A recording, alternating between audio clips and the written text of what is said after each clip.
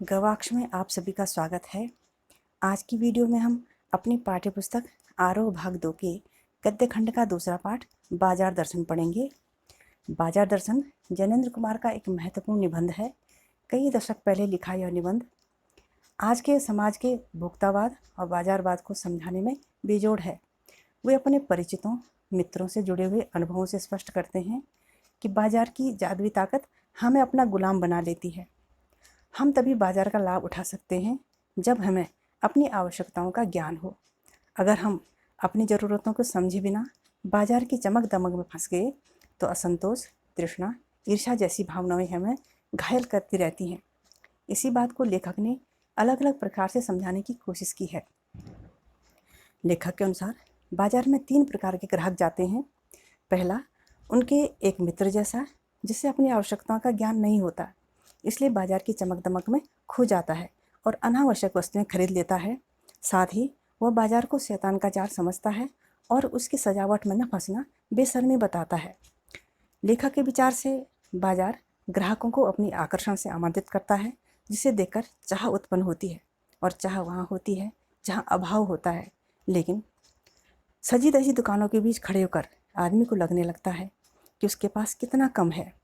बाजार का यह आमंत्रण उसे इच्छाओं से व्याकुल बना देता है, इसीलिए वह अपनी आवश्यकताओं के आधार पर नहीं बल्कि परचेजिंग पावर अर्थात क्रय शक्ति के आधार पर खरीदारी करता है। दूसरे प्रकार के ग्राहक लेखक के दूसरे मित्र जैसा होता है, जो बाजार जाता है लेकिन कुछ नहीं खरीदता क्योंकि उसकी सभी कुछ खरीदने की इच्छा होती है और उसे लगता है कि कुछ खरीदने का मतलब बाकी सब कुछ छोड़ देना, इसलिए वह कुछ नहीं ले पाता। लेखक के अनुसार बाजार में एक जादू होता है और वह आँख के रास्ते काम करता है क्योंकि वह रूप का जादू होता है। लेकिन जैसे चुंबक का जादू केवल लोहे पर चलता है, वैसे ही बाजार का जादू भी तभी चलता है जब जेब भरी और मन खाली हो, अर्थात जेब में पैसे हों पर अपनी आवश्यकता का ज्ञान न हो। पैसे न हो और आवश्यकता का ज्ञान भी न हो तब भी यह जादू चल जाता है। ऐसे में दूसरे से उधार मांगकर व्यक्ति खरीदारी करता है क्योंकि खाली मन तक बाजार की अनेक चीज़ों का निमंत्रण पहुंच ही जाता है। बाजार का जादू चढ़ने पर व्यक्ति खूब खरीदारी करता है। उसे सभी सामान जरूरी और आराम बढ़ाने वाला लगता है। बाजार का जादू उतरने पर उसे लगता है कि वस्तुओं की अधिकता आराम को बढ़ाती नहीं है बल्कि आराम में बाधा डालती है। इससे स्वाभिमान थोड़ा लेकिन अभिमान अधिक बढ़ता है। बाजार के जादू की तुलना रेशमी डोरी की जकड़ से की गई है, जो दिखने में आकर्षक होती है लेकिन चुभन उतनी ही देती है। लेखक का मानना है कि बाजार के जादू से बचने का एक ही उपाय है कि बाजार जाओ तो मन खाली न हो, अर्थात अपनी आवश्यकता का ज्ञान हो। जैसे लू में जाना हो तो पानी पीकर जाना चाहिए, इससे लू का लूपन व्यर्थ हो जाता है। इसी प्रकार मन लक्ष्य से भरा हो तो बाजार भी फैला का फैला रह जाएगा, तब वह कष्ट नहीं आनंद देगा। यहाँ लेखक के कुछ दार्शनिक विचार भी उपस्थित हुए हैं। पहला कि मन खाली न रहने का मतलब मन बंद करने से नहीं है। मन का बंद होना शून्य होना है और शून्य होने का अधिकार केवल परमात्मा को है। दूसरा, वस्तुओं के आनंद का स्वाद चखाकर मन को बंद करना लोभ को जीतना नहीं बल्कि लोभ को जिताना है।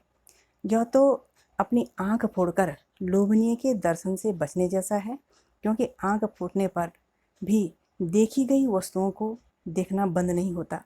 तीसरा, मन पूर्ण नहीं होता, अपूर्ण है, इसीलिए हम हैं। पूर्ण केवल परमात्मा है, अर्थात अपूर्णता में ही हमारा अस्तित्व है। चौथा, अपूर्णता के बोध से सच्चा ज्ञान प्राप्त होता है और अपूर्णता की स्वीकृति से हम सच्चा कर्म करते हैं। पांचवा, मन हमें प्रयोजन स्वरूप ही प्राप्त हुआ है, इसलिए मन की भी सुननी चाहिए, लेकिन मन को मनमानी करने की छूट नहीं होनी चाहिए, क्योंकि मन परमात्मा का एक अंग है, स्वयं परमात्मा नहीं है। तीसरे प्रकार के ग्राहक लेखक के पड़ोस में रहने वाले भगत जी जैसे होते हैं, जो बाजार से केवल अपनी आवश्यकता का ही सामान खरीदते हैं। भगत जी चूरन बनाकर बेचते हैं, इसलिए उनकी आवश्यकता की वस्तु जीरा और नमक है। उनका लक्ष्य जीरा और नमक खरीदना है, इसलिए बाजार का जादू उन पर असर नहीं करता। भगत जी निश्चित मात्रा में चूरन बनाकर ठीक समय पर बेचने आते हैं। उन्हें लालच करते भी नहीं देखा गया। भगत जी बाजार में जाते हैं तो सभी परिचितों को पहचानते हैं। इसका तात्पर्य है कि वे सारे बाजार को देख रहे होते हैं। उनके चेहरे पर लाचारी नहीं बल्कि प्रसन्नता दिखाई देती है। किसी के प्रति कोई विद्रोह नहीं बल्कि आशीर्वाद ही दिखाई देता है। रास्ते में कई फैंसी स्टोर आते हैं लेकिन भगत जी कहीं नहीं रुकते। वे रुकते हैं तो एक पंसारी की दुकान पर। वहाँ से ज़रूरत भर का जीरा नमक लेकर बाकी सारा बाजार उनके लिए न के बराबर हो जाता है। बस भगत जी मन से इस सब का कल्याण ही चाहते हैं। लेखक के अनुसार पैसे में एक व्यंग्य शक्ति होती है जो बहुत भयंकर होती है।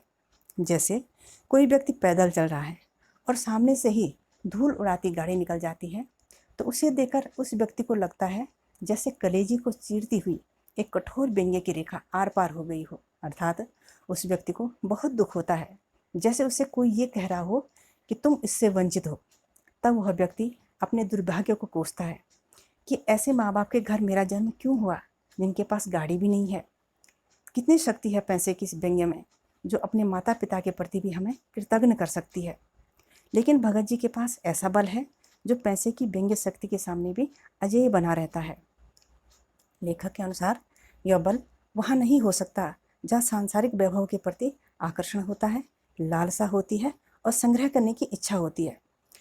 इस सब का निष्कर्ष निकालते हुए लेखक ने स्पष्ट किया है कि संग्रह की लालसा और धन वैभव की चाह में व्यक्ति की निर्बलता प्रमाणित होती है।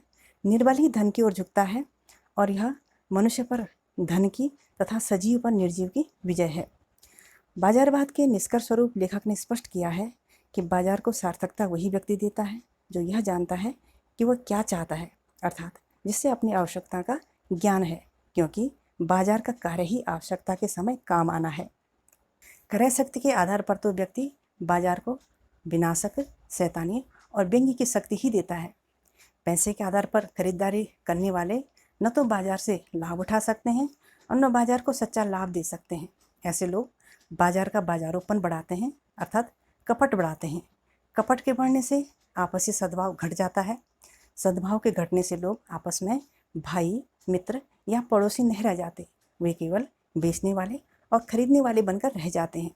ऐसी स्थिति में दोनों एक दूसरे को ठगने के अवसर ढूंढते हैं, क्योंकि उन्हें एक की हानि में दूसरे का लाभ दिखाई देता है। और ऐसे बाजार में आवश्यकताओं का आदान प्रदान नहीं होता बल्कि शोषण होता है, तथा ऐसे बाजार के पोषण करने वाले शास्त्र अर्थात अर्थशास्त्र को लेखक ने उल्टा, मायावी और अनीति शास्त्र कहा है। यह था गद्य खंड का दूसरा पाठ, बाजार दर्शन।